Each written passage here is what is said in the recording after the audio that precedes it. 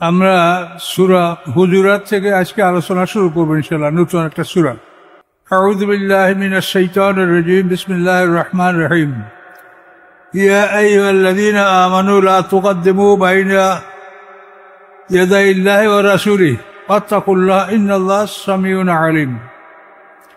আল্লাহ বলেন, হে ঈমানদারগণ, তোমরা আল্লাহ এবং তার রাসূলের অগ্রগামী হবে না। আল্লাহকে ভয় করো। আল্লাহ তাআলা সবকিছু শোনেন, সবকিছু জানেন। আল্লাহ এবং রাসূলের সামনে অগ্রগামী হবে না, এর অর্থ হলো আল্লাহ রসুল যে মজলিসে আসেন, রাসূলের কথার আগে তোমরা কথা বলবে না। রাসূলের সিদ্ধান্ত দেওয়ার আগে তোমরা কোনো সিদ্ধান্ত দিতে যাবে না। মানে সবসময় রাসূলকে অগ্রে রাখবে, তোমরা তাকে ফলো করবে, কিন্তু তোমরা তার আগে কোনো কথা বলবে না। এখানে সংযোজিত বলা আছে যে বনি তামিমের দুই দল লোক, দুইজন নেতা নির্বাচনের ব্যাপারে তারা ফয়সালার জন্য মদিনে আসছিল। তো আবু বকর সিদ্দিক একজনকে সাপোর্ট করেছেন, ওমর ফারুক আর একজনকে সাপোর্ট করেছেন। এই নিয়ে কথা কাটাকাটি হয়েছিল। তখন আল্লাহ আয়াত নাযিল করলেন যে তারা মদিনে আসে, রাসূলের সিদ্ধান্ত নিবে, তোমরা আগে কেন বলছো? রাসূলের আগে তোমরা কথা বলো না, রাসূল কি বলে সেটা শোনো। তো এটা আল্লাহ রসুল চলে যাওয়ার পরে এখনো আমরা কোনো কথা বলতে গেলে, শুনতে হলে আমরা দেখবো যে এই বিষয়টা আল্লাহ রসুল কি বলেছেন বা আল্লাহ কি বলেছেন, এটা আমরা আগে দেখব, তারপর আমরা আমাদের মন্তব্য করব। এটা নিয়ম, এই আয়াত দ্বারা এটি আমাদের শিক্ষা। আল্লাহ বলা হলো, আল্লাহর কোরআন আসে, রাসূলের কথা হচ্ছে রাসূলের হাদিস আসে। এই কোরআনে হাদিসে কি বলা আছে তুমি এইটা আগে দেখো, তারপর তুমি তোমার কথা বলো, তার আগে বলিও না। ইয়া আইয়ুহাল্লাযীনা আমানু, হে ঈমানদারগণ, লা তারফাউ আসওয়াতাকুম ফাওকা সাওতিন নবিয়্যি ওয়া লা তাজহারু বিল কওলি কাজহারি বা'যিকুম লিবা'য আন তাহবাতা আমালুকুম ওয়া আনতুম লা তাশউরুন। হে ঈমানদারগণ, তোমরা নবীর কণ্ঠস্বরে সে উঁচু স্বরে কথা বলবে না। যে মজলিসে আল্লাহ রসুল আছেন, তার কথার সে তোমাদের সবার কথা যেন নিচু থাকে। তোমাদের কণ্ঠস্বর রাসূলের কণ্ঠস্বরে সেটা উঁচু করবে না। তো এটা আপনি একটা আদব। এটা আপনি যে কোনো জায়গায় যাবেন, সেখানে দেখবেন যে সভাপতি কিভাবে কথা বলছে। আপনারা যারা শ্রোতা সুধী, সভাপতির কণ্ঠস্বরে সে উচ্চস্বরে কথা আপনারা বলবেন না। এগুলো হলো একটা প্রশিক্ষণ, যে আপনি সামাজিক জীবনে কিভাবে দৈনন্দিন কাজটা আপনি করবেন। তাহলে রাসূল যেখানে উপস্থিত আছেন, তার কণ্ঠস্বরের চাইতে উঁচু কণ্ঠস্বরে তোমরা কোনো কথা বলবে না। ওয়ালা তাজহারু লাহু বিল কওলি, এবং তোমরা তাকে স্পষ্ট নাম ধরে ডাকবে না। কাজহারি বা'যিকুম লিবা'য, যেরকম তোমরা একে অপরকে নাম ধরে ডাকো, এরকম রাসূলকে নাম ধরে ডাকবে না। যদি ডাকো, আন তাহবাতা আমালুকুম, তোমাদের আমল ঝরে যাবে, ডিলিট হয়ে যাবে। ওয়া আনতুম লা তাশউরুন, এবং তোমরা জানতেও পারবে না যে তোমাদের আমল নষ্ট হয়ে গেছে। এতে নজুল আসে, সাবেত ইবনে কায়েস নামক আনসার রাদিয়াল্লাহু তাআলা আনহু, ওনার কণ্ঠস্বর বড় ছিল। কিছু মানুষ এমন আছে, কথা বলতে গেলেই কথা বড় হয়ে যায়, ছোট বলতে পারে না, এরকম কিছু লোক আছে। কিন্তু সাবেত ইবনে কায়েস ওরকম একজন লোক ছিলেন। তো এই আয়াত শোনার পরে উনি অস্থির হয়ে গেলেন যে আমার সব আমল বরবাদ হয়ে গেছে, আমি উচ্চস্বরে কথা বলেই আমি ধ্বংস হয়ে গেছি। উনি আর রাসূল সাল্লাল্লাহু আলাইহি ওয়াসাল্লামের কাছে যাচ্ছেন না। নিজের আস্থা বলে যেখানে পশু রাখা হয়, সেই ঘরে ভিতরে ঢুকে ভিতর থেকে দরজা বন্ধ করে দিয়েছে, যে আমি এখানে মরে যাব, আমার আমল সব নষ্ট হয়ে গেছে। আল্লাহ রাসূল জিজ্ঞাসা করেন, সাবেত ইবনে কায়েসের কি হলো, তাকে দেখতে পাচ্ছি না কেন? সবাই খোঁজ নিয়ে জানেন, এইরকম সে যেটাকে গুয়াল বলে, পশু সংরক্ষণের ঘরে সে নিজেকে আবদ্ধ করে রেখেছে। তখন তারা সেখান থেকে বের করলো এবং বলল যে আল্লাহ রসুল তোমাকে ডেকেছে। তখন ইনি আসলে, আসার পরে রাসূল বলেন যে তোমার আমল নষ্ট হয় নাই, তুমি ইচ্ছাকৃত এরকম বলো না, তোমার কথাটা বলতে গেলেই স্বর বড় হয়ে যায়, এটা আপত্তিকর না। কাজে দু একটা ব্যতিক্রম থাকবেই, কাজে তুমি ঘাবড়েও না, তোমার আমল নষ্ট হয়নি, তোমার আমল ঠিক আছে, তুমি জান্নাতি। এভাবে আল্লাহ রসুল এই সাবেত ইবনে কায়েস আনসারীকে সান্ত্বনা দিলেন। কিন্তু সমাজের আদব হলো যে আমরা সমাজের যিনি প্রধান তার চেয়ে উচ্চস্বরে কথা আমরা বলবো না। ইমাম যেভাবে কেরাত পড়ে ইমামের চাইতে উচ্চস্বরে আমরা আমিন বলবো না। অনেক সময় দেখা যায় ইমামের কেরাতের চাইতে যারা আমিন বলে তারা অনেক জোরে বলে। আপনি আমিন স্পষ্ট বলেন বা চুপে বলেন, যেটা আপনার মাযহাব সেটা আপনি বলেন, কিন্তু এইটা লক্ষ্য রাখতে হবে যে আমার স্বরটা, আমার কণ্ঠস্বরটা ইমামের কণ্ঠস্বরের চাইতে যেন উঁচু না হয়। এটা একটা আদব মজলিসের। আর রাসূলকে নাম ধরে ডাকবে না, তাকে ইয়া নবী, ইয়া রাসূলুল্লাহ, ইয়া হাবিবাল্লাহ এই ধরনের যে কোনো সম্মান সূচক শব্দ দ্বারা তাকে সম্বোধন করবে। আল্লাহ বলেন, ইন্নাল্লাযীনা ইয়াগুদ্দুনা আসওয়াতাহুম ইনদা রাসূলিল্লাহ, নিশ্চয়ই যারা নিচু করলো তাদের কণ্ঠস্বর রাসূল সাল্লাল্লাহু আলাইহি ওয়াসাল্লামের কাছে, উলাইকাল্লাযীনা, তারা এমনই মানুষ, আমতাল্লাহু কুলুবুহুম লিত্তাকওয়া, যে তাকওয়ার জন্য আল্লাহ তাআলা তাদের পরীক্ষা নিয়েছেন, তাদেরকে আদেশ দিয়ে দেখেছেন আল্লাহ তাআলা যে তারা কি করে। এটা আল্লাহর একটা পরীক্ষা, যে আল্লাহর আদেশ তারা কতখানি মানে, এটা আল্লাহ দেখতে চেয়েছেন। আল্লাহ বলেন, লাহুম মাগফিরাতুন ও আজরুন কারীম, তাদের জন্য রয়েছে ক্ষমা এবং বড় পুরস্কার। যারা আল্লাহর এই ঘোষণা শোনার পরে কণ্ঠস্বর নিচু করেছে তাদের জন্য রয়েছে ক্ষমা এবং বড় পুরস্কার, আল্লাহ ঘোষণা করলেন। ইন্নাল্লাযীনা ইউনাদুকা মিন ওয়ারাইল হুজুরাতি আকসারুহুম লা ইয়াকিলুন, নিশ্চয়ই যারা আপনাকে ডাকতেছিল আপনার কামরার বাহির থেকে, তারা অধিকাংশই জ্ঞান রাখে না, নির্বোধ। বনি তামিমের একদল লোক আইসা আল্লাহ রসুলকে ডাকতে লাগলো, ও মোহাম্মদ, ও মোহাম্মদ, বিশ্রামের সময়। আল্লাহ রসুল তখন বিশ্রামে ছিলেন। তো আল্লাহ তাআলা তাদেরকে সতর্ক করলেন যে নিশ্চয়ই যারা আপনাকে আপনার শয়নকক্ষ থেকে, আপনার বাসগৃহের বাহির থেকে ডাকতেছিল, আকসারুহুম লা ইয়াকিলুন, তাদের অধিকাংশই নির্বোধ, তারা জ্ঞান রাখে না, এই জন্যই তারা এটা করেছে। ওয়ালাউ আন্নাহুম সাবারু, যদি নিশ্চয়ই তারা ধৈর্য ধারণ করতো, হাত্তা তাখরুজা ইলাইহিম, যে যতক্ষণ না আপনি তাদের সামনে বের হয়ে আসবেন, লাকানা খায়রাল লাহুম, এটা তাদের জন্য ভালো ছিল। আল্লাহু গফুর রহিম, আল্লাহ তাআলা ক্ষমাশীল দয়াবান। এর থেকে আপনি কি বুঝতে পারলেন? যে আপনি যখন কোনো সম্মানিত ব্যক্তির কাছে দেখা করার জন্য যাবেন, তাকে আপনি বাইরে থেকে ডাকবেন না, আপনি অপেক্ষা করবেন যে তার জাগ্রত হওয়ার সময় বা বিশ্রাম শেষ হলে নিজেই তিনি বের হবেন ঘর থেকে, তখন আপনি তার সাথে কথা বলেন। এটাই নিয়ম। তো এখন তো আর মানুষকে বাইরে থেকে ডাকা লাগে না, কলিং বেল আছে, বিভিন্ন সিস্টেম আছে, এর মাধ্যমে আমরা এটা সমাধান আমরা করে নিতে পারি। কিন্তু সাধারণ আইন কোরআনে যেটা বলা আছে যে কোনো মানুষকে তার সাথে কথা বলার জন্য গেলে অপেক্ষা করতে হবে। সাহাবায়ে কেরাম যারা হাদিস সংগ্রহের জন্য বিভিন্ন সম্মানিত লোকদের বাড়িতে গেছেন, তখন ওই দরজায় বসেই থেকেছেন, বলেন নাই কিছু। যখন তারা বের হয়েছে বাড়ি থেকে, তখন বলেছেন যে আপনার কাছে কি আল্লাহ রসুলের হাদিসটা আছে, আমি এটা নেয়ার জন্য আপনার কাছে অপেক্ষা করছি। এরকম আদব তারা রাসূলের সাথে আদব দেখিয়েছে।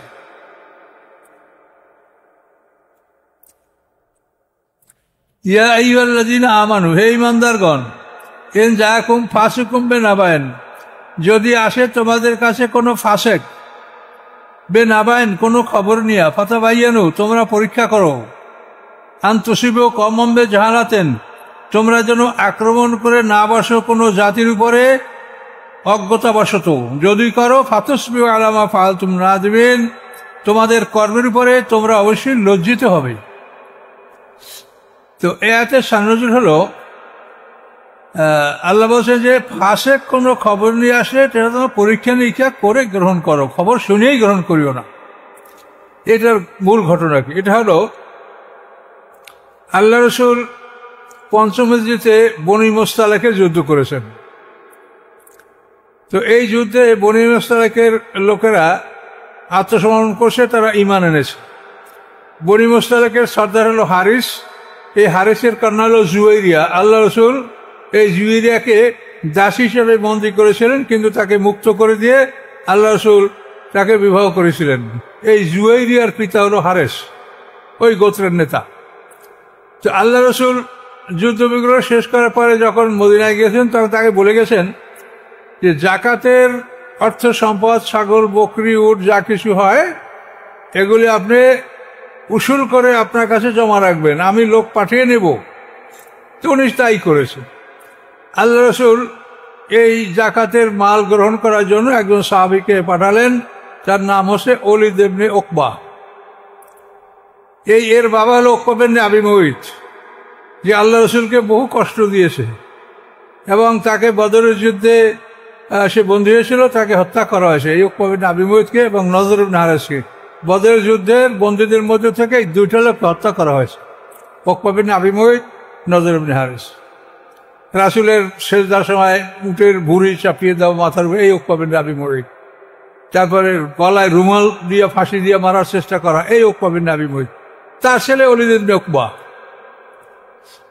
তো এর সিনিয়র সাহাবী, যেহেতু সাহাবীদের যে একটা বিভাজন, তাদের মধ্যে তাদেরকে যে বন্টন করা, মানে তাদের যে র্যাঙ্কিং করা, এটা ইসলাম থেকে হুদায়বিয়া সন্ধি পর্যন্ত যারা ঈমান গ্রহণ করছে তারা 1 নম্বর, আর মক্কা বিজয়ের আগে অর্থাৎ হুদায়বিয়া থেকে মক্কা বিজয় পর্যন্ত যারা ইসলাম গ্রহণ করে এরা 2 নম্বর, আর মক্কা বিজয়ের পরে তারা 3 নম্বর। এটা কোরআনে বিভক্ত করা আছে। তো এই সাহাবী হুদায়বিয়া সন্ধির আগেই সাহাবী ওলীদ ইবনে উকবা, কিন্তু একে আল্লাহ রাসূল পাঠিয়েছেন বনি মুস্তালিকের জাকাত উসুল করা, জাকাত সেখান থেকে মালটা নিয়ে আসবে। যখন বনি মুস্তালিকের কাছাকাছি গেছে, তখন তারা তাকে অভ্যর্থনা জানানোর জন্য আগে এসছে। তো ও মনে করছে যে আমাকে মারবে, এদের সাথে জাহিলিয়াতের শত্রুতা ছিল। ও এই মনে মনে ভয় পেয়ে ওখান থেকে পালিয়ে মদিনায় চলে আসে, ওখানে আর যায় নাই। জাকাতের মাল উসুল করা আছে, তাদের কাছে জমা আছে, তা আনতে যায় নাই। ওখান থেকে ফিরে আসে আল্লাহ রসুলের কাছে রিপোর্ট করছে যে বনি মুস্তালিকের লোকগুলি মোরতাদ হয়ে গেছে, তারা আমাকে হত্যা করার জন্য চেষ্টা করছে, আমি পালিয়ে আসছি। এখন আল্লাহ রসুল কি করবেন? তিনি খালিদ ইবনে ওলীদকে ডাকলেন যে তুমি সৈন্যবাহিনী রেডি করো, যে বনি মুস্তালিক যদি মোরতাদ হয়ে থাকে তো তাদেরকে শাস্তি দিতে হবে। মোরতাদ মানে দিন থেকে ফিরে যাওয়া। তো খালিদ ইবনে ওলীদকে আল্লাহ রসুল বিভিন্নভাবে সতর্ক করলেন যে তুমি অত্যন্ত সতর্কতা সহকারে অগ্রসর হবে, তুমি শেষ রাত্রে সেখানে অবস্থান নেবে এবং দেখবে যে আজানের আওয়াজ আসে কিনা। যদি আজানের আওয়াজ আসে তুমি বুঝবে তার মুসলমান, আর যদি আজানের ধ্বনি ফজরে শুনতে না পাও তাহলে মনে করবে যে তারা মোরতাদ হয়ে গেছে। এইভাবে খালিদ ইবনে ওলীদের সাথে কথোপকথন হচ্ছিল। এর মধ্যেই যে হারিস, বনি মুস্তালিকের সর্দার, উনি আল্লাহ রসুলের দরবারে হাজির হয়ে গেছেন। হাজির বলেন, ইয়া রাসূলুল্লাহ, আপনার লোক যাবার কথা আমাদের কাছে জাকাত গ্রহণ করার জন্য, সে লোক গেল না কেন? আপনি কি আমাদেরকে অসন্তুষ্ট হয়েছেন, লোক পাঠান নাই? তখন বিষয়টা ক্লিয়ার হয়ে গেল যে এই লোকটা, তখন এই বিষয়টা পরিষ্কার হলো যে এরকম একটা লোককে আমরা অভ্যর্থনা জানাবার জন্য আমাদের সম্পদে অগ্রসর হয়েছিল, কিন্তু সে পালিয়ে গেছে, আমরা তাকে ভালো করে দেখতে বা চিনতেও পারিনি। তখন প্রমাণ হলো যে এই লোক। এই কথাটা আল্লাহ বলছেন যে ফাসেক যদি তোমাদের কাছে কোনো খবর নিয়ে আসে, তোমরা পরীক্ষা নিরীক্ষা করো, তার কথা অনুসারে তোমরা যদি কার্যক্রম গ্রহণ করো তাহলে তোমাদের কর্মের জন্য তোমরা লজ্জিত হবে, এটা করবে না। তাহলে এখন দেখেন এই লোক কিন্তু সিনিয়র সাহাবী, তার এই কাজের জন্য আল্লাহ রসুল, আল্লাহর কোরআন তাকে ফাসেক বললেন। তো এই জন্য আমাদের জেনে রাখতে হবে যে আল্লাহর আইন সবার জন্য, সাহাবী হওয়ার জন্য কেউ ক্ষমা পাবে না, মানে সবার জন্য আল্লাহর আইন। কোরআন শরীফে আয়াত আছে যে লাইসা বিআমানিয়্যিকুম ওয়ালা আমানিয়্যি আহলিল কিতাব মাইয়ামাল সুআন ইউজাবিহি, যে আহলে কিতাব যা কামনা করে তারও কোনো মূল্য নাই, আর তোমরা যা কামনা করো তারও কোনো মূল্য নাই। অন্যায় করলে তার শাস্তি ভোগ করতে হবে। আহলে কিতাবরা বলছিল যে আমরা আগে ইসলাম গ্রহণী, আমাদের নবী আগে, কেতাব আগে, আমরা তো আগে ভেসে যাব। আমাদের বাপদাদারা 40 দিন গোবৎস পূজা করেছে, আমরা জাহান্নামে গেলেও 40 দিন পরে মুক্ত হয়ে যাব, এভাবে তারা তর্ক করে। আর মুসলমানরাও বলে যে আমরা আগে যাব, আমাদের রাসূল রাহমাতাল্লিল আলামিন, সারা বিশ্বের নবী, জিন ইনসানের নবী, হ্যাঁ আমাদের নবী আখিরি নবী, আমরা ভেসে, এই নিয়ে তর্ক হচ্ছিল। আল্লাহ তাদেরকে বললেন, তোমাদের কল্পনায় কিছু হবে না, আর তোমাদের কল্পনায় কিছু হবে না, অন্যায় করলে তার শাস্তি হবে, এটা হলো আইন। কাজে কেউ যেন মনে না করে যে সাহাবী হলে অন্যায় করলে মাফ, না, আল্লাহর আইন সবার জন্য। ওয়ালামু আন্না ফীকুম রাসূলুল্লাহ, জেনে রাখো তোমাদের মধ্যে আল্লাহ রসুল আছেন। লাম ইউতিকুম ফি কাসীরিন মিনাল আমরি, যদি আনুগত্য করতেন তিনি তোমাদের অনেক কাজে, লাআনিতুম, তাহলে তোমরাই কষ্টের মধ্যে পতিত হতে, তোমাদেরই কষ্ট হতো। ওয়ালাকিন্নাল্লাহ হাব্বাবা ইলাইকুমুল ঈমানা, বরং আল্লাহ তাআলা তোমাদের মধ্যে, তোমাদের প্রতি ঈমানকে আল্লাহ ভালোবেসেছেন, পছন্দ করেছেন, এই জন্য তোমাদেরকে আল্লাহ ঈমানের মধ্যে রেখেছেন। ওয়া যায়্যানাহু ফি কুলুবিকুম, এবং ঈমানকেই তোমাদের অন্তরে আল্লাহ সুশোভিত করেছেন, তোমাদের অন্তরে ঈমান শোভা পেয়েছে। ওয়া কাররা ইলাইকুমুল কুফর ওয়াল ফুসুক, এবং কুফরি এবং ফাসিকি, কাফেরি এবং পাপ, ইসিয়ান, নাফরমানি, এগুলি আল্লাহ তাআলা তোমাদের জন্য অপছন্দ করেছেন, এবং এগুলি যাতে তোমাদের অন্তরে প্রবেশ না করে সেজন্য আল্লাহ তাআলা ঢাল স্বরূপ তোমাদের দেহ এবং মনের মধ্যে আল্লাহ অবস্থান করছেন, যাতে কোনো খারাপ তোমাদের মধ্যে প্রবেশ করতে না পারে। ওয়ান্নাল্লাহ ইয়াহুলু বাইনাল মারই ওয়া কলবি, মানুষের হৃদয় এবং মানুষ অর্থাৎ দেহ এবং মন, এই দুটার মধ্যে আল্লাহ তাআলা প্রতিবন্ধক হন, যে মুমিনদের ভিতরে যাতে কোনো খারাপ কাজ প্রবেশ করতে না পারে। ইমানদাররা একটা খারাপ কাজ করতে গেলেও দেখা যায় সাকসেস হয় না, তখন সে বোঝে যে এটা আল্লাহ আমার জন্য পছন্দ করে, তওবা করে।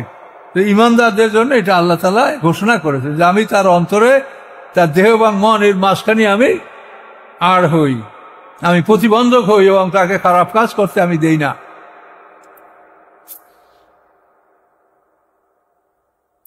এরপর সামনে আসেন, ওয়াইন তায়ফাতানে মিনাল মুমিনিন ইকতাতালু, যদি দুই দল মুমিন আপসে যুদ্ধ করে, যেমন হযরত আলী এবং মুআবিয়া রাদিয়াল্লাহু আনহুর সময় ঘটনা ঘটেছে, যখন দুদল মুসলমান ইকতাতালু আপসে যুদ্ধে লিপ্ত হয়, ফাসলু বাইনাহুমা, তোমরা তাদের মধ্যে সংশোধন করো, সংশোধন আনয়ন করো। ফাইন বাগাত ইহদাহুমা আলাল উখরা, যদি একদল অন্য দলের উপরে বিদ্রোহ করে, ফাকাতিলুল্লাতি তাবগি, তোমরা লড়াই করো তাদের বিরুদ্ধে যারা বিদ্রোহ করলো, বিদ্রোহীদের বিরুদ্ধে তোমরা যুদ্ধ করো। হাত্তা তাফিয়া ইলা আমরিল্লাহ, যতক্ষণ না তারা আল্লাহর আদেশের দিকে ফিরে আসে। ফাইন ফাউ, যদি আল্লাহর আদেশের দিকে ফিরে আসে, ফাইন ফাত ফাসলু বাইনাহুমা, তাদের মধ্যে মীমাংসা করে দাও, বিল আদলে, ন্যায় সঙ্গত ভাবে, ওয়াকসিতু, এবং ন্যায় বিচার করো, ইন্নাল্লাহা ইউহিব্বুল মুকসিতিন, নিশ্চয়ই আল্লাহ তাআলা ন্যায় বিচারকারীদেরকে ভালোবাসেন। এখন আলী আর মুআবিয়া রাদিয়াল্লাহু তাআলা আনহু, এদের মধ্যে যে যুদ্ধটা হলো, তো এই দুই দলই মুসলমান, কিন্তু সমস্যাটা কি ছিল?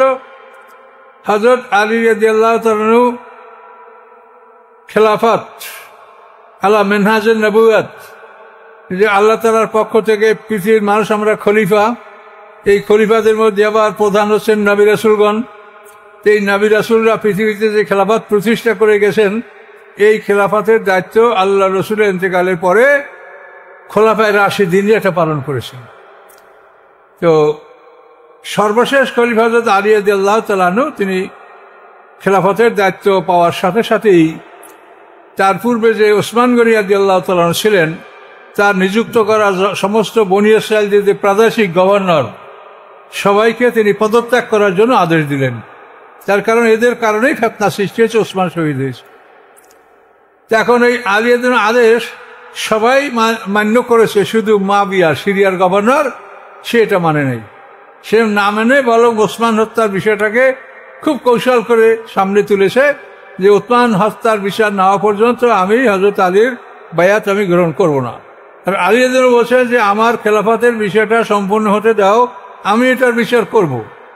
কিন্তু মুআবিয়া তাতে রাজি না হয়ে শেষ পর্যন্ত বিষয়টা যুদ্ধের মধ্যে গড়ালো। দুইটা যুদ্ধ হলো জঙ্গে জামাল এবং জঙ্গে সিফাইন। জঙ্গে জামালে 25,000 মুসলমান শাহাদাত বরণ করেছে, আর জঙ্গে সিফিনে 45,000। এই দুইটা যুদ্ধে মোট 70,000 মানুষের জীবন ধ্বংস হয়েছে। আলী রাদিয়াল্লাহু তাআলা আনহু যুদ্ধে জিতে গিয়েছিলেন, কিন্তু ওরা যখন দেখলে যে আমাদের এখন মানে শেষ মুহূর্তে আমরা আর কোনোভাবে পারছি না, তখন ওরা ষড়যন্ত্র করলো। কোরআনের কপিগুলি যে তাদের কাছে ছিল এগুলো বল্লমের উপরে রেখে এই কোরআনের কপিগুলো নিয়ে তারা যুদ্ধের মাঠে আসলো, বললো যে আমাদের ফয়সালা কোরআন করবে, আমরা যুদ্ধ করব না। তখন আলী রাদিয়াল্লাহু সেনাপতিরা মনের দিক থেকে দুর্বল হয়ে গেলেন যে কোরআন সামনে নিয়ে আসে, এরপরও আমরা তাদের হত্যা করব, তারা তো মুসলমান, তা আমরা কি করে এটা করি? কিন্তু হযরত আলী রাদিয়াল্লাহু বলছেন যে ওরা ধোঁকাবাজ, ওরা কিন্তু কথা ঠিক রাখবে না, তোমরা যুদ্ধের মাধ্যমে বিষয়টা সমাপ্ত করো। কিন্তু আলী রাদিয়াল্লাহু সেনাপতিরা রাজি হন নাই, বরং আলী রাদিয়াল্লাহুর সাথে তারা বিদ্রোহ করার মতো মনোভাব, যে আপনি যদি আমাদেরকে এভাবে বলেন তা আপনার অবস্থা ওসমান গনির মতো হবে। তখন আলী রাদিয়াল্লাহু থেমে গেলেন। ওরা এইভাবে কোরআন শরীফ বল্লমে নিয়ে এসে যুদ্ধ থামালো। কয়েক মাস পরে সালিসির তারিখ নির্ধারিত হলো যে দুমাতুল জান্দালে বৈঠক হবে। সেই বৈঠকে ওরা এমনভাবে বিশ্বাসঘাতকতা করেছে যে সেগুলো বলতে আমাদের লজ্জা করে। এই বিশ্বাসঘাতকতা করে সালিসিটাকে পণ্ড করে দিয়েছে।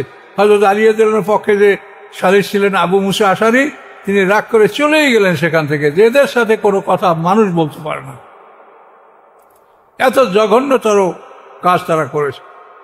আমর ইবনে আস ছিল মুআবিয়ার পক্ষে সালিস, আর এদিকে আলী রাদিয়াল্লাহুর পক্ষে লিখছে আবু মুসা আশারি, সাদা তক্তা মানে সরল প্রাণের মানুষ। এখন এই দুজনে বসে কথা কাটাকাটি হয়েছে। এখন তারা বলে দুজনে মিলে যে দেখেন আলী আর মুআবিয়া এই দুজন তো খেলাফত নিয়ে ঝগড়া করে, আমরা দুইজনকেই পদত্যাগ ঘোষণা করি, তোমরা দুজনই পদত্যাগ করো, মানুষেরা যাকে ইচ্ছা তাকে নূতনভাবে খলিফা নির্বাচন করবে। কিন্তু আবু মুসা আশারিতে রাজি হয়ে গেলেন, কিন্তু সেই এই কথাটা ছিল ভুল। তার কারণে আলী পদত্যাগ করবে কেন? তার অপরাধ কি? সে তো ন্যায়সঙ্গত খলিফা এবং প্রতিষ্ঠিত খলিফা, সে কেন পদত্যাগ করবে? কিন্তু ওই সাদা মানুষ বুঝতে পারে নাই। ও সেটা ঠিক আছে, দুইজন পদত্যাগ করুক, ঝগড়া বিবাদটা শেষ হোক। এখন এই দুইজনে একমত হয়েছে। এখন আমর ইবনে আস বলে যে তাহলে আপনি ঘোষণা করেন যে আপনি আলীর পক্ষ থেকে তো সালিস, আপনি ঘোষণা করেন যে আমি আলীকে বরখাস্ত করলাম, তো এরপরে আমি ঘোষণা করব। তো তখন আবু মুসা আশারি যখন এটা ঘোষণা করলো যে আমার পক্ষে, আমি আলীর পক্ষে সালিস, আমি তাকে খেলাফত থেকে বরখাস্ত করলাম, এইটার পরে আমর ইবনে আস উঠে দাঁড়াই বলে যে আলীর সালিস, সে আলীকে বরখাস্ত করছে, তো এখন মুসলমানদের এই সারা মুসলিম জাহানের খলিফা হিসেবে আমি মুআবিয়াকে ঘোষণা করলাম। দেখেন কত বড় চাতুরি। এই ঘটনায় শেষ পর্যন্ত সালিস আবু মুসা আশারি উনি রাগ করে চলে গেলেন এবং সালিসি এখানে স্টপ হয়ে গেল। এরপর থেকেই বিভিন্ন রকমের সমস্যা সৃষ্টি হয়ে শেষ পর্যন্ত 40 হিজরিতে হযরত আলী শাহাদাত বরণ করলেন, মুআবিয়া সারা মুসলিম জাহানের রাজা হলো। এইভাবে 70,000 মুসলমানদের রক্তের উপরে রাজতন্ত্র প্রতিষ্ঠিত হয়েছে এবং আল্লাহ রসুল যে খেলাফত প্রতিষ্ঠা করে গেছিলেন, এই খেলাফতের সমাপ্তি ঘোষণা করছে। আল্লাহ রসুল খেলাফায় রাশিদিন সমাজ বলেন যে খেলাফত মিন বাদি সালাসুনা শাহরা, যে আমার পরে সালাসুনা সারা, যে আমার পরে খেলাফত 30 বছর। এই 30 বছর এখানে সমাপ্ত। এবং ওখানে 29.5 বছর হয়, এবং হাসান রাদিয়াল্লাহু তাআলা 6 মাস, এই মিলিয়ে 30 বছর। তো এইভাবে খেলাফত ধ্বংস হয়ে গেল, রাজতন্ত্র কায়েম হলো। এই রাজতন্ত্র এখন পর্যন্ত পৃথিবীতে আছে। এবং এরা কি যে করেছে, আমার ইতিহাস, কারবার ইতিহাসটা আপনারা দেখবেন, এটা তো ইউটিউবে বিস্তারিত দেওয়া আছে। আমি শুনে অবাক হয়েছি, গতকাল কি পরশু সকালে আমাকে একটা বলছে যেহেতু এই কারবারের ইতিহাসটা আমি 28 বার আমি শুনেছি। এটা তার আগ্রহ, আপনারাও যদি শোনেন আপনাদেরও ভালো লাগবে, এটা জানতে পারবেন ইতিহাসটা। তো বিশাল ইতিহাস, আমি ওটা সম্পূর্ণ এখানে তুলব না। শুধু এতটুকুই, আল্লাহ কোরআনে কি বলেছে যে 2 দল যুদ্ধ করলে যারা বিদ্রোহী, তোমরা বিদ্রোহীদের বিরুদ্ধে যুদ্ধ করে তাদেরকে আল্লাহর পথে ফিরিয়ে আনো। এখন এই মাবিয়ার দলটা হলো বিদ্রোহী। হযরত আলী রাদিয়াল্লাহু তাআলাকে জিজ্ঞাসা করা হয়েছে, এই যারা আপনার বিরুদ্ধে যুদ্ধ করে ওরা কি, ওরা কাফের না ফাসেক না মুনাফিক? আল্লাহ রাসূল জানেন এর কোনোটাই না। বল তারা কি? ওরা বিদ্রোহী। ওরা ন্যায়সঙ্গত ইমামের বিরোধিতা করছে, বিদ্রোহ করেছে, এবং এটা সম্পূর্ণ কোরআনের খেলাফ। কোরআন বলছে আতিউল্লাহ ওয়া আতিউর রাসূল ওয়া উলিল আমরি মিনকুম, আল্লাহর আনুগত্য করো, রাসূলের আনুগত্য করো, এবং তোমাদের মধ্যে যে আদেশের মালিক তার আনুগত্য করো। হযরত আলী রাদিয়াল্লাহু তিনি আদেশের মালিক, তিনি ন্যায়সঙ্গত খলিফা, কাজে তাকে তারা অমান্য করেছে, এই জন্য তারা বিদ্রোহী। তো এই কথাগুলি সবই কোরআনে আসে। সিনিয়র সাহাবীদের বিরুদ্ধে যদি বিদ্রোহ করে এবং সিনিয়র সাহাবীদের আনুগত্য যদি কেউ না করে, সে রাদিয়াল্লাহু তাআলা আনহুর যোগ্য না। এটা সূরা তওবার 100 নম্বর আয়াত আপনারা পড়ে দেখেন। তারপরে সূরা হাশরের 9 নম্বর আয়াত পড়ে দেখেন। সিনিয়র সাহাবীদের আনুগত্য করতে বলা হয়েছে, নিষ্ঠার সাথে আনুগত্য করতে বলা হয়েছে, সিনিয়র সাহাবীদের জন্য আল্লাহর কাছে দোয়া করতে বলা হয়েছে। এটা আল্লাহর কোরআনের নির্দেশ, এটা কোনো হাদিস না, কোরআনের নির্দেশ সরাসরি। এগুলি তারা করেন। এখন এই জন্য এদের কি যে হবে ফয়সালা, সেটা আল্লাহই ভালো জানে। এদের ব্যাপারে মন্তব্য করার অধিকার আমাদের নেই, আমরা ভয় পাচ্ছি।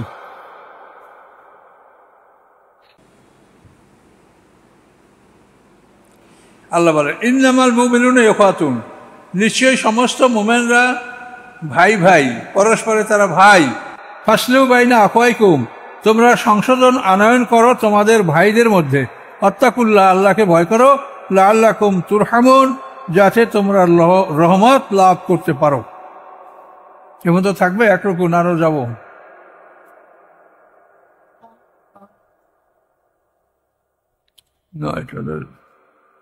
আউযু বিল্লাহি মিনাশ শাইতানির রাজিম। ইয়া আইয়ুহাল্লাযীনা আমানু লা ইয়াসখার কওমুম মিন কওমিন আসা আইয়াকুনু খায়রাম মিনহুম ওয়ালা নিসাম মিন নিসাইন আসা আইয়াকুননা খায়রাম মিনহুন্না। সামাজিক আচরণবিধি দেখেন। আল্লাহ বলেন, হে ঈমানদারগণ, কোন সম্প্রদায় অন্য সম্প্রদায়কে উপহাস করবে না, তুচ্ছ তাচ্ছিল্য করবে না। হতে পারে যে যারা উপহাসকারী তাদের চাইতে ওরাই ভালো যাদের উপহাস করা হয়েছে। যাদেরকে তোমরা তিরস্কার করছো তোমাদের চাইতে ওরা ভালো হতে পারে। ওয়ালা নিসাম মিন নিসাইন, কোনো নারী কোনো নারীকে উপহাস করবে না, আন্ডার এস্টিমেট করবে না। হতে পারে যে তোমরা যাদেরকে উপহাস করছো তারা তোমাদের চাইতে ভালো, এটা আল্লাহই জানেন। কাজে কাউকে উপহাস করবে না, কাউকে ঠাট্টা করবে না, অহংকার করবে না। ওয়ালা তালমিজু আনফুসাকুম, তোমরা একে অপরকে দোষারোপ করবে না। ওয়ালা তানাবাজুল বিল আলকাব, খারাপ উপাধিতে কেউ কাউকে ডাকবে না। এই দোষারোপ করাটা একটা বিরাট ব্যাপার। এটা পরিবারে যদি কোনো একটা অঘটন ঘটে, একটা টাকা হারিয়ে গেছে, একটা মাল নষ্ট হয়ে গেছে, একটা ক্ষতি হয়ে গেছে, তখনই দেখবেন পরিবারের যারা প্রধান তারা দুর্বলদের উপরে জিজ্ঞাসা, এই এটা তুমি করছো? যদি পুত্রবধূ দুর্বল থাকে তাকে বলবে, এই তুমি এটা করছো? অথবা যদি ছেলে মেয়েদের মধ্যে কেউ ছোট দুর্বল থাকে, তুই এইটা করছিস? এটা কিন্তু তারা হয়তো কেউ বড়রা করছে, ছোটরা কেউ করে নাই, কিন্তু তাদের উপরে এই দোষটা চাপানো হয়। এটা সমাজে বিরাট ক্ষতি হয়। আমার নিজের জীবনে ঘটনা, আমি গোমস্তাহুর তাফসীর করতে গেছি বহু আগে। একটা গরিব পরিবারের 50টা টাকা হারিয়ে গেছে। এখন এই টাকাটা ওই একটা কিশোর ছেলে 14-15 বছর, এখন পরিবারের লোক ওই ছেলেকে, তুই টাকা নেছো, ও তো টাকা নেয় নেই, মনে খুব ক্ষুব্ধ। তো গোমস্তাহুর আমি সলিমান মিয়া কলেজ মাঠে আমার 2 দিন বা 3 দিনের প্রোগ্রাম ছিল। তো পরের দিন হাঁটতে হাঁটতে যখন গোরস্থানে ওইখানে গেলাম, যাই দেখি যে ওই ছেলেটা একটা পাটের ছোট্ট একটা রশি দিয়ে গলায় ফাঁস দিয়ে একটা সাতন গাছে সে ঝুলে আছে ছেলেটা। 50টা টাকার মামলা। এই যে মানুষকে দোষারোপ করা না জেনে শুনে, এটা কিন্তু মস্ত বড় অপরাধ, এবং এটা সাধারণত শক্তিশালীরা দুর্বলদের উপরে এই দোষটা চাপায় সব সময়, দেখবেন। কাজে এটাকে ছোটখাটো মনে করবেন না, এটা কোরআনের কথা যে তোমরা একে অপরকে দোষারোপ করিও না, কার উপরে দোষ চাপিও না। জেনে শুনে বলো, পরীক্ষা করে বলো, তদন্ত করো, তারপর বলো। এরকম এমনি ঢালাও ভাবে কাউকে দোষারোপ করো না। কোরআনে যেটা আদেশ, এটা ফরজ না? কোরআনে যদি আল্লাহ আদেশ, এটা ফরজ না, এখানে একটা ফরজ কাজ। আপনার দোকানের কর্মচারী একটা হারাই গেছে টাকা, আপনি দুর্বল যায়, তুই নেছো নাকি, এই দুর্বলে নেছে নাকি, কিন্তু সবাইকে জিজ্ঞাসা করা হয় না যে তুমি নেছো নাকি। এই যে দোষারোপ করা, সতর্ক থাকবেন। ওয়ালা তানাবাযু বিল আলকাব, খারাপ উপাধিতে কাউকে ডাকবে না। কথা বলতে পারছেন? এগুলো আপনারাও জানেন। আমি যদি বলি তো আমিও তো সেই অন্যায়টা করলাম, আমার মনে এরকম বহু আছে, আপনার গ্রামে শুনি মানুষ কে কাকে ডাকে, একটা খারাপ উপাধি দিয়ে মানুষকে ডাকে এবং ওটা পরিচিত হয়ে যায় যে অমুক লোক ওই। যদি খারাপ উপাধিতে তোমরা কাউকে ডাকবে না। বেশ আল ইসমুল ফুসুকু বাদাল ইমান, ফাসেক নাম ইমানের পরে অত্যন্ত অপছন্দনীয়, অত্যন্ত খারাপ। ইমানের পরে ফাসেক নাম, এই কথাটা হলো আবু জাহেলের ছেলে একরাম ইবনে আবু জাহেল মক্কা বিজয়ের পরে ও তো পালাইয়া যাচ্ছিল, লোহিত সাগর পায়ে দিয়ে পালিয়ে যাবে, কিন্তু তার স্ত্রী উম্মে হাকিম সে ইসলাম গ্রহণ করেছিল। তো স্ত্রী টের পাইয়া তার পিছনে ধাওয়া করে তাকে ধরে নিয়ে আসে যে তুমি চলো আল্লাহ রসুলের কাছে, তোমার নিরাপত্তার জন্য আমি আল্লাহ রসুলের পাগড়ি নিয়ে আসি, তুমি আল্লাহ রসুলের কাছে চলো, তোমাকে কিছু বলা হবে না। তখন এই একরাম ইবনে আবু জাহেল ফিরে আসলো।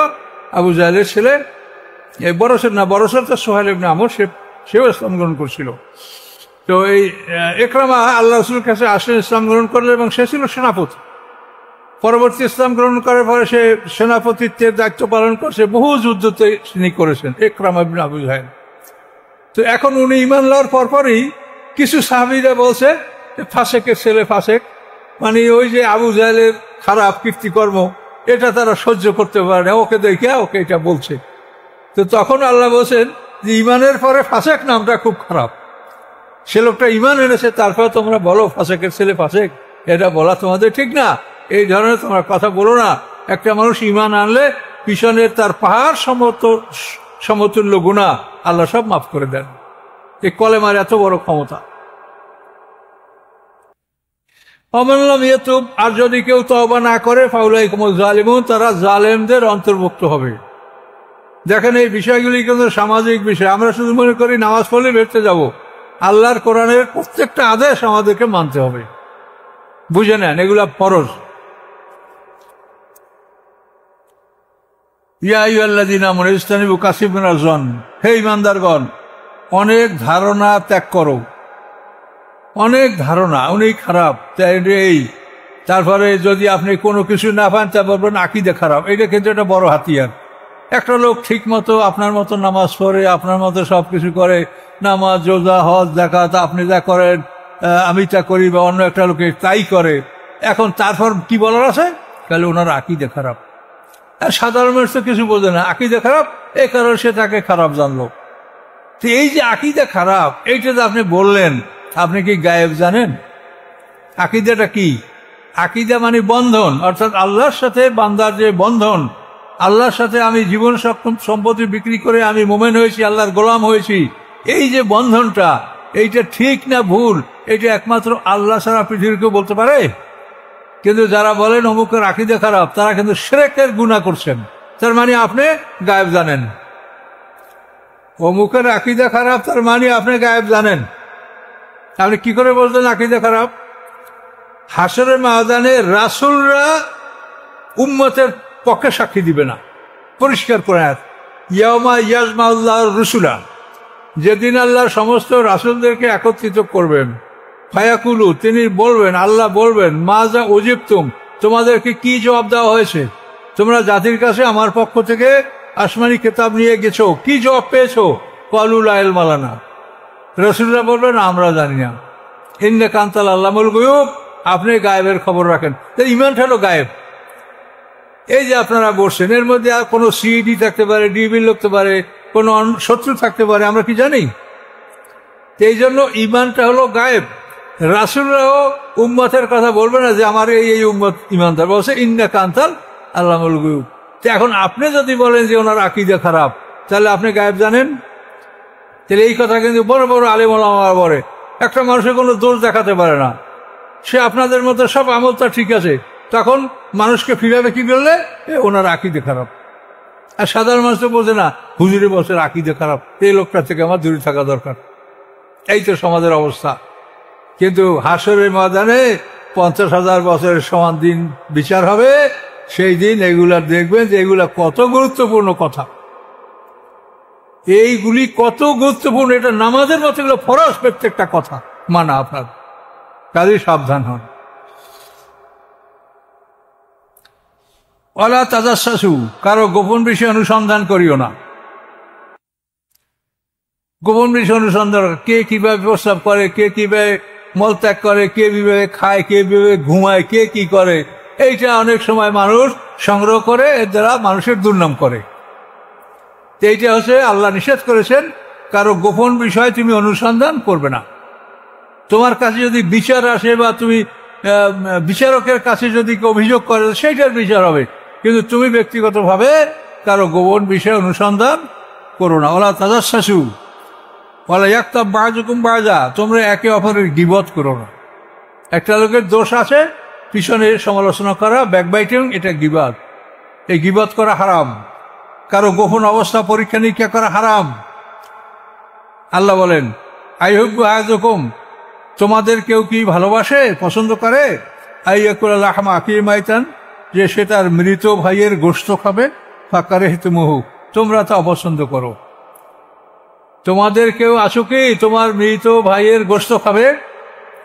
যদি না খাও তাহলে গীবত করি না। গীবত মানে মরা মানুষের গোশত খাওয়া, এটা হলো দুনিয়া। আর হাসরের ময়দানের বিচার আরো ভয়ঙ্কর। আর গীবত আসাদ্দু মিনাল জিনা। আর ভোতান হলো যে দোষ নাই সেই দোষে দোষারোপ করা, এটা হলো আসাদ্দু মিনাল কতল। আল্লাহ রাসূল বলেছেন হত্যার চাইতে বড় অপরাধ। অমুকে হাদিস মানে না, আপনি জানেন যে হাদিস মানে কিনা, আপনি ঢালাও বলে দিলেন, আর হুজুর আপনি সবাই আপনার কথা মানলো, তাহলে আপনি একটা ভালো রোগ থেকে মানুষ ফিরে এলেন। যেটা কত বড় অপরাধ, আসাদ্দু মিনাল কতল, গীবত, বহতান, এগুলি আল্লাহ নিষেধ করেছে। আত্তাকুল্লাহ, আল্লাহকে ভয় করো। ইন্নাল্লাহ তাওয়াবুর রহিম, নিশ্চয় আল্লাহ তাআলা তওবা গ্রহণকারী, দয়াময়। ইয়া আইয়ুহান নাস, হে মানব সকল, ইন্না খালাকনাকুম মিন যাকারিন ওয়া উনসা, নিশ্চয় আমি তোমাদেরকে সৃষ্টি করেছি এক নারী এবং এক পুরুষ হতে। ওয়া জাআলনাকুম শুউবান ওয়া কাবাইলা, এবং আমি তোমাদেরকে বিভক্ত করেছি বিভিন্ন শাখায়, বিভিন্ন সম্প্রদায়, লিতাআরাফু, যাতে তোমরা একে অপরকে চিনতে পারো। ইন্না আকরামাকুম ইনদাল্লাহি আতকাকুম, নিশ্চয়ই তোমাদের মধ্যে সবচেয়ে সম্মানিত ওই ব্যক্তি যে ব্যক্তি বেশি আল্লাহকে ভয় করে। ইন্নাল্লাহ আলিমুন খাবীর, নিশ্চয়ই আল্লাহ তাআলা সবকিছু জানেন, সবকিছুর খবর রাখেন। এ পথ থাকবে। তো এখানে এই আয়াতের সারাংশ বলে কথা শেষ করছি ইনশাআল্লাহ। মক্কা বিজয়ের পরে বেলাল রাদিয়াল্লাহু তাআলা আনহুকে কাবাঘরের ছাদে উঠে আল্লাহ রাসূল আযান দিতে বললেন। এখন বেলাল হলো হাফসি গোলাম, গালে দাগ। এখন এই বেলাল যখন কাবাঘরের উপরে উঠে আযান দিল, তখন মুশরিক নেতারা বলে, হায় রে হায়, আজকে মুসলমানরা কাবাঘরের ইজ্জতটাই নষ্ট করে দিল। একটা কালো কাক, কোথাকার গোলাম, সেইটাকে আযান দিতে কাবাঘরের উপরে উঠেছে। এখন বড় বড় নেতারা বলে, আত্তাব ইবনে আসিদ এক বড় নেতা, সে বলে যে আল্লাহ রহম করছে যে এই দৃশ্য দেখার আগে আমার বাবা মরে গেছে, আমার বাবা এটা দেখলে খুব কষ্ট পেয়েছে। তা আবার সফওয়ান ইবনে উমাইয়া সেও এইভাবে মন্তব্য করলো যে এর আগে আমার বাবা মারা গেছে। উমাইয়া বিরাট ধনী মানুষ, সফওয়ান ইবনে উমাইয়া তার ছেলে। আবু সুফিয়ানও সেখানে ছিল। সে বলে আমি কিছু বলবো না, আমি বললে মুহাম্মদ সাল্লাল্লাহু আলাইহি ওয়াসাল্লাম তা জেনে ফেলবেন। এভাবে তারা তিনজন কথা বলতেছিল। তখন আল্লাহ রাসূল তাদের তিনজনকে ডাকলেন, ডাকে বলে তোমরা এই কথা বলো নাই, কি করবে? আমরা তিনজন এক জায়গায় কেউ উঠিনি। আইতে রাসূলকে কে বললো? তো নিশ্চয়ই আল্লাহ তাকে জানিয়ে দিয়েছে। যখন আল্লাহ রাসূল বলে যে তোমরা এই তিনজন এই কথা বলো নাই, তখন ওরা ঘাবড়ে গেল যে আমরা তো বলেছি, আমরা তো তিনজন কেউ উঠি নাই, তো রাসূলকে কে জানালো? আল্লাহ জানিয়েছেন, তাহলে তিনি আল্লাহ রাসূল। তখন ওরা কলমা পড়ে মুসলমান হয়ে গেলেন মক্কা বিজয়ের পরে। আর আল্লাহ এখানে এটা বলে দিলেন যে তোমরা বেলালকে তুচ্ছ করছো, তোমাদের সবাইকে আমি এক নারী এক পুরুষ থেকে আমি সৃষ্টি করেছি, আর তোমাদেরকে আমি বিভিন্ন শাখায় বিভক্ত করেছি, এবং তোমাদের বিভিন্ন গোত্রে ভাগ করেছি। কেন? একে অপরকে চিনতে পারবে। মনে করেন একটা লোক আব্দুর রহমান, এখন ওই আব্দুর রহমান ওই গ্রামে 5 জন আছে। এখন একজন আব্দুর রহমান বিশ্বাস, একজন আব্দুর রহমান হাওলাদার, একজন আব্দুর রহমান তালুকদার। এটা যদি হয় তাহলে আপনি বলবেন যে আমি ভাই আব্দুর রহমান তালুকদারকে চাই, তখন আপনি বলবেন আব্দুর রহমান তালুকদার ওই বাড়ি। আর 3 জন 4 জন আব্দুর রহমান সব যদি পদবি না থাকে তাহলে আপনি এই সবকটা লোকে একত্র না করিয়ে আপনি বুঝতে পারবেন যে কোন আব্দুর রহমানকে আপনি চান। এই জন্য আল্লাহ বলেন যে আমি তোমাদেরকে শাখায় বিভক্ত করেছি, গোত্রে বিভক্ত করেছি। এটা হলো তোমাদের পরিচয় সুবিধার জন্য, তোমরা সহজেই পরিচয় লাভ করতে পারবে এই জন্য। কিন্তু তোমরা তো সবই একই আদম হওয়ার সন্তান। আর তোমরা কেউ বংশমর্যাদা, কেউ সুন্দর কালো ফর্সা, ছোট বংশ বড় বংশ, এটার মধ্যে তোমাদের সম্মান নয়। তোমাদের সম্মান হচ্ছে আল্লাহকে সবচেয়ে বেশি ভয় করে কে, তাকওয়া কার মধ্যে বেশি আছে। যে আল্লাহকে ভয় করে, যে অধিক তাকওয়ার অধিকারী, সেই সম্মানের অধিকারী। বংশগতভাবে কোনো মানুষ সম্মানের অধিকারী নয়। এই কথা আল্লাহ তাআলা ইয়াতে ঘোষণা করেছেন। এ পর্যন্ত আমাদের থাকলো 13 নম্বর।